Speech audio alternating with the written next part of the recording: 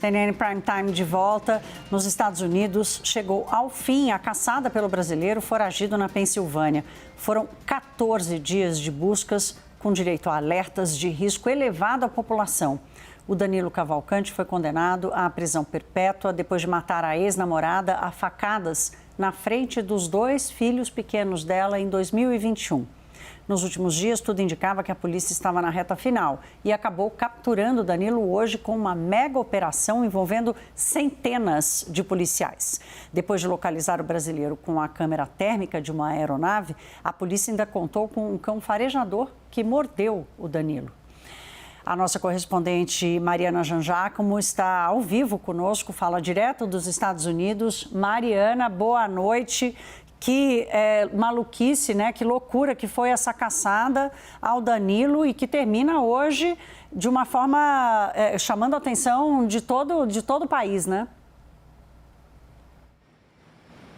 Exatamente, Thaís. Foram 14 dias de buscas. Boa noite a todos. 14 dias de buscas que chamaram muita atenção aqui nos Estados Unidos. O governo americano muito preocupado com a fuga de Danilo Cavalcante. O nome dele foi parar até na lista da Interpol, de tão perigoso que ele é considerado. Então, os policiais mandaram alertas para as pessoas que estavam ali nas regiões das buscas para ficarem em casa, trancarem as portas das casas, janelas, os carros, enfim. Foi realmente algo que mobilizou o país, essa procura, mobilizou centenas de agentes e terminou então hoje com essa captura que aconteceu hoje cedo.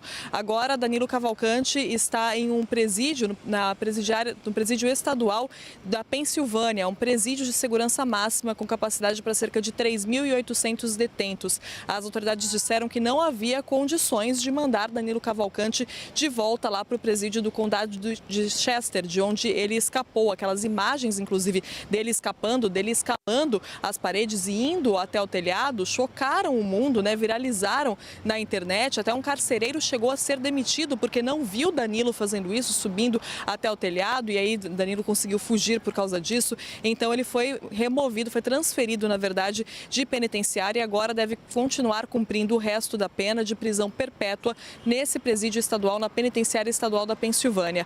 Agora, a promotora distrital do condado de Chester, que cuidava desse caso, a Debbie Ryan, disse que conversou hoje com os familiares da vítima de Cavalcante, da Débora Brandão, a ex-namorada dele que foi morta em 2021. A promotora disse que essa família estava em uma aflição imensa, sem se sentir segura em lugar nenhum, trancada em casa, na verdade, por causa disso, é claro. Então, fez questão de ligar assim que soube da prisão, assim que soube que Danilo Cavalcante tinha sido encontrado. E os policiais disseram que, na verdade, essa captura, apesar dos 14 dias de buscas que foram muito desafiadoras, é importante a gente lembrar, porque aconteceram numa região de mata densa. Danilo Cavalcante é um homem de cerca de 1,5 metro de altura, é um homem magro, então isso dá vantagem para ele na hora de se esconder. Os policiais também tiveram outros desafios ali, como a umidade, o calor muito intensos, tudo isso dificultou muito essas buscas. Mas, apesar de tudo isso, apesar desses 14 dias intensos de buscas, hoje o encontro entre os agentes e Danilo Cavalcante foi rápido.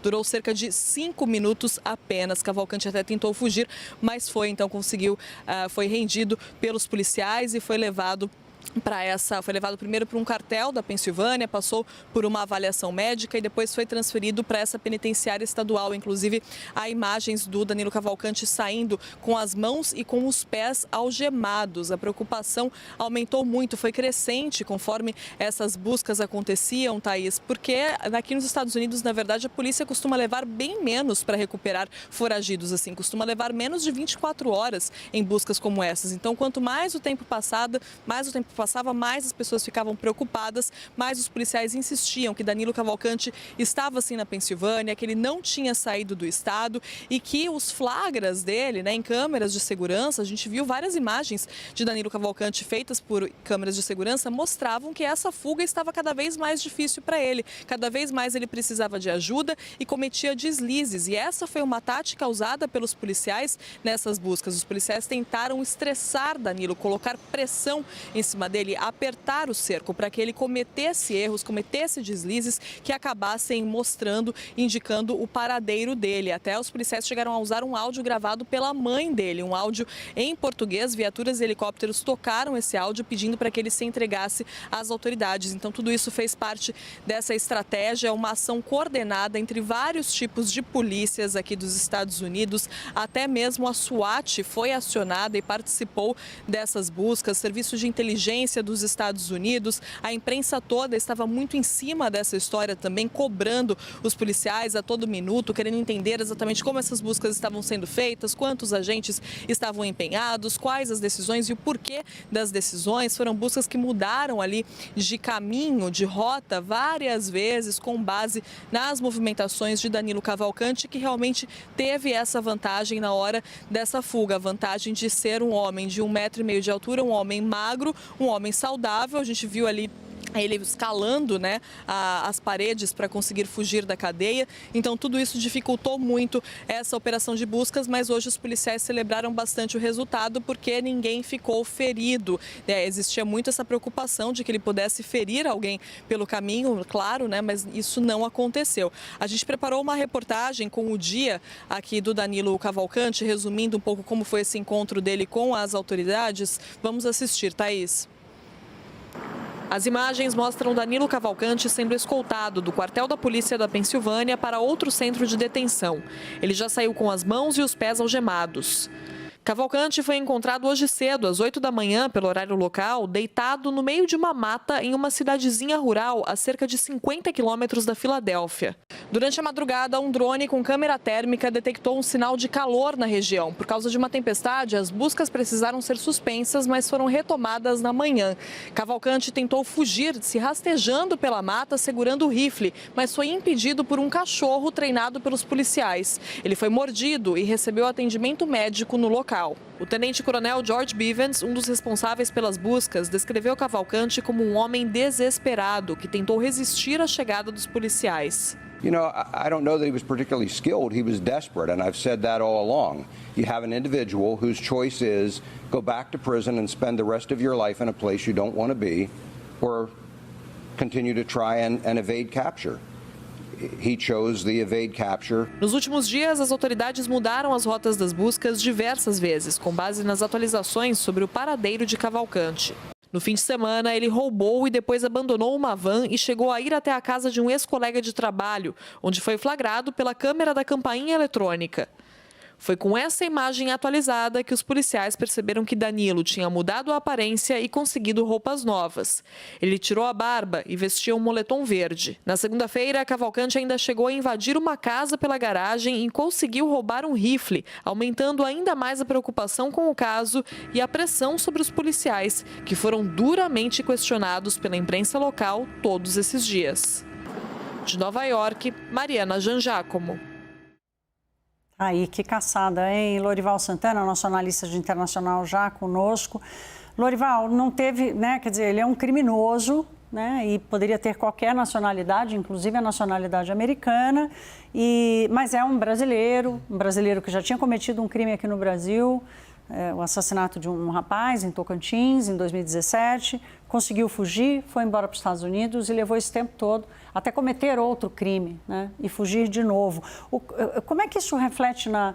Será que eles fazem essa separação de que o fato dele ser brasileiro não explica a quantidade de crimes que ele cometeu? Reforça uma impressão negativa sobre o Brasil, sobre os países latinos de maneira geral, com relação a dois aspectos: a impunidade, afinal ele cometeu um assassinato em novembro de 2017, ele era o único suspeito e por falta de capacidade das autoridades brasileiras, ele pôde deixar o Brasil, aparentemente foi primeiro para Porto Rico, depois para os Estados Unidos. Como que um criminoso procurado deixa o país dessa forma, atravessa a fronteira por algum ponto, né? E houve uma certa desistência das autoridades, como acontece no Brasil, com tantos assassinatos não elucidados, né? Simplesmente desistiram de investigar o caso e agora, com o surgimento dele nos Estados Unidos e toda essa repercussão, ele foi marcada, então, uma audiência para outubro em relação a ele. Então, primeira questão, a impunidade.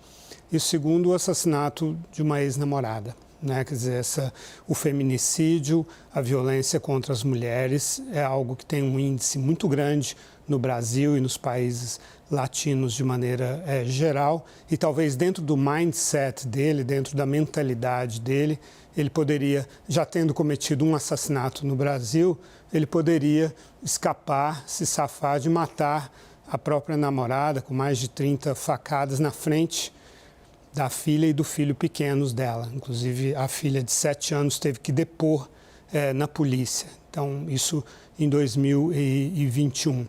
Esses são dois aspectos que, infelizmente, são estereótipos ligados ao Brasil, tanto nos Estados Unidos quanto na Europa, nos países avançados, e que o Danilo Cavalcante vem a reforçar. Esse da impunidade é muito grave, né? Afinal de contas, ele comete um assassinato, queima-roupa e vai embora, né? Vai embora de avião, vai embora para os Estados Unidos, ou seja, como assim, né? Se a justiça brasileira fosse mais eficaz, a polícia, o sistema de justiça, ele não teria matado a Débora Evangelista Brandão. Essa é a conclusão. Bom, Caí, acabou e agora ele vai ficar preso num lugar, acho que de segurança máxima, né? Para evitar malabarismos como o que aconteceu. Tem isso também, né? Exato. Em maio, um outro presidiário tinha fugido dessa mesma prisão e da mesma forma. Então, há um sério questionamento também sobre essa prisão especificamente. Mas isso é raro nos Estados Unidos. É bem raro mesmo. Lorival, obrigada. Até já.